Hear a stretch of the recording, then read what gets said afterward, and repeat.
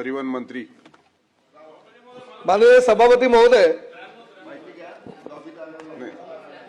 राज्याचे लोकप्रिय उपमुख्यमंत्री यांच्या सूचनेवरून काल एसटी कामगारांनी जी बंदची हाक दिली होती आणि 29 तारखेला त्यांनी जे आंदोलन करण्याची भूमिका घेतली त्यावर निर्णय घेण्याकरता काल सभागृहामध्ये आमचे सदाभाऊ खोत यांनी सुद्धा हा विषय उपस्थित केला आणि त्या अनुषंगाने मी एसटी महामंडळाच्या सर्व सभासदांची आणि सर्व कामगारांची बैठक घेतली आणि आज या सभागृहाला उपस्थित किंवा उभा राहत असताना माझ्या मनात एक समाधानाची भावना आहे।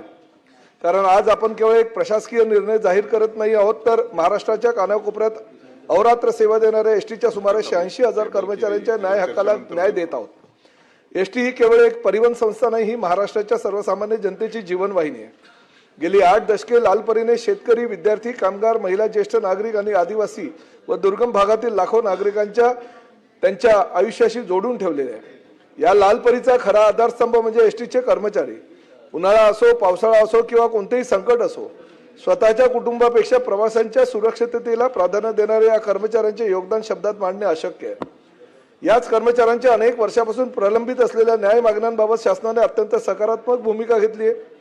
मुख्यमंत्री माननीय देवेंद्रजी फडणवीस, उपमुख्यमंत्री माननीय एकनाथजी शिंदे आणि उपमुख्यमंत्री आदरणीय सुनेत्राताई पवार यांच्या नेतृत्वाखालील महायुती सरकारने एसटी कर्मचाऱ्यांच्या भावना समजून घेत हा ऐतिहासिक निर्णय घेतलाय। मला या सभागृहाला सांगताना आनंद होत आहे की राज्य सरकारी कर्मचाऱ्यांप्रमाणेच एसटी कर्मचाऱ्यांना महागाई भत्ता 53% वरून 58% करण्यात आलेला आहे। घरभाडे भत्ता 8, 16, 24% वरून 10, 20 व 30% आणि वार्षिक वेतनवाढीचा दर 2% वरून 3% करण्यात आलेला सभापती महोदय। या निर्णयामुळे एसटी महामंडळावर सुमारे दरमहा 45 कोटी रुपयाचा आर्थिक अतिरिक्त भार पडणार असला तरी कर्मचाऱ्यांच्या न्याय हक्कापुढे हा खर्च गौण आहे। कारण कर्मचाऱ्यांचे मनोबल उंचावल्याशिवाय एसटी अधिक सक्षम होऊ शकत नाही। याचबरोबर कर्मचाऱ्यांच्या महागाई भत्ता, घरभाडे भत्ता आणि वार्षिक वेतनवाढीच्या थकबाकीसह वैधानिक देणी मिळून सुमारे 5,649 कोटी रुपये अदा करण्यासाठी शासन भविष्यामध्ये प्रयत्नशील आहे आणि त्याचबरोबर अनेक वर्षाची ही प्रलंबित मागणी पूर्ण करण्याकरता आम्ही कटिबद्ध आहोत। मी एसटी कर्मचाऱ्यांच्या सर्व संघटनांचे मनापासून आभार मानतो। त्यांनी संघर्ष केला, संयमही राखला आणि सकारात्मक चर्चेच्या माध्यमातून मार्ग काढण्यावर विश्वास ठेवला। विशेषतः कृती समितीचे नेतृत्व करणारे आमदार गोपीचंद पडळकर, आमदार सदाभाऊ खोत व कृती समितीचे सर्व सदस्य यांनी वेळोवेळी कर्मचाऱ्यांच्या भावना सभागृहात प्रभावीपणे मांडल्या, त्याबद्दल त्यांच्या मी प्रयत्नांचे सुद्धा मनापासून आभार मानतो।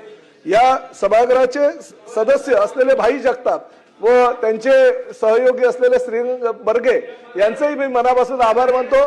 सचिन भाऊ आपलं तर जास्त आभार मानतो, कारण ज्यावेळेस बेस्टचा संप आम्ही मिटवला, एकनाथ शिंदे साहेबांच्या माध्यमातून आम्ही ती बैठक घेतली, त्या बैठकीचे नेतृत्व सचिन भाऊ आहिर आपण करत होता, याचा मला अभिमान आहे। आणि त्यामुळे आपल्या ह्या सभागृहातील सर्व सदस्य, बेस्ट कामगार असू द्या किंवा एसटी कामगार असू द्या, सर्वांसाठी गेली अनेक वर्षे आपण झगडत आहे आणि त्यामुळे महायुती सरकारच्या माध्यमातून ह्या सगळ्या निर्णयाची अंमलबजावणी होते।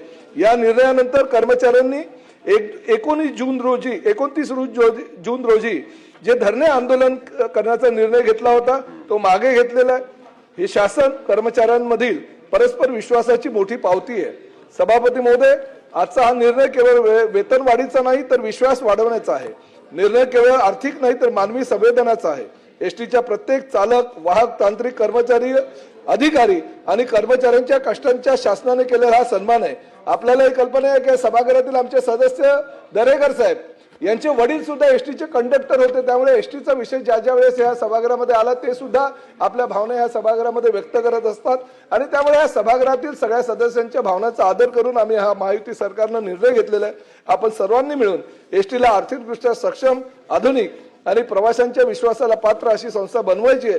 कर्मचारी समाधानी असतील तरच लालपरी अधिक वेगाने, अधिक विश्वासाने महाराष्ट्राच्या प्रत्येक गावापर्यंत धावेल, याचा मला पूर्ण विश्वास आहे। मी परत एकदा या सभागृहातील सर्व सदस्यांचे मनापासून आभार व्यक्त करतो की वेळोवेळी एसटीचा जेव्हा प्रश्न राहिला त्या प्रश्नाला चालना देण्यासाठी या सभागृहातील भले विरोधी पक्षाचे का होईना पण विरोधी पक्षाचे असतील तरी एसटीचा कर्मचारी आमचा कर्मचारी, आमचा सहकारी आहे, या भावना आमच्या कुटुंबातील एक सदस्य म्हणून आपण सर्वांनी जो ठेवला, त्यामुळे त्यामुळे एसटीला प्रगती पथावर घेऊन जाण्यासाठी मी प्रयत्न करतो आणि त्या पाठीमागे आपण ठामपणे उभे आहात याचा मला अभिमान आहे. परत एकदा या सभागृहातील सर्व सदस्यांचा मनापासून आभार व्यक्त करतो.